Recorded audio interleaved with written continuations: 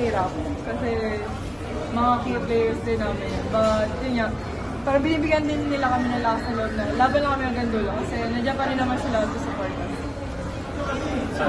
Sabi ni Coach before the game, parang we reminded you to have a strong heart and strong mind after what happened. Siguro, as a captain, how are you keeping your team's morale up na lang? Dahil na grabe talaga yung nangyari last week.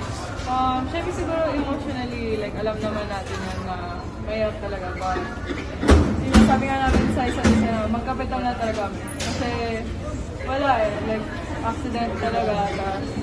Yun nga, kapit lang sa isa't isa.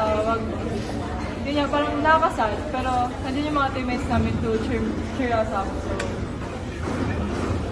So, sa mga next games nyo, ano yung nakikita mo? Kailangan nyo na nakita nyo dito sa Pulaski para makakuha na ng panalo? Siguro for me, consistency lang talaga. Tapos, yun nga parang kakasabi lang ni Coach na kailangan namin sumunod sa naging strategy namin sa system. Yan yung past na games nyo, yung last game nyo naka 5-6 kayo kasi ito Dominic din sa first set.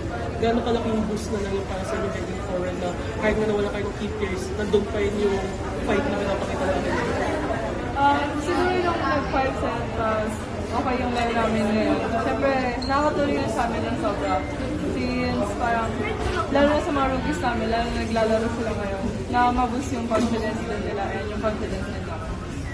Lian, napansin namin kanina during the game na dun sa mga sapatos ninyo may nakasulat na yung pangalan ni Zel tsaka ni J-Lo. So, siguro ano lang yung significance nun, parang tell us lang kung like paano nagsimula, like yun nga, like bakit nyo sinulat yung ano.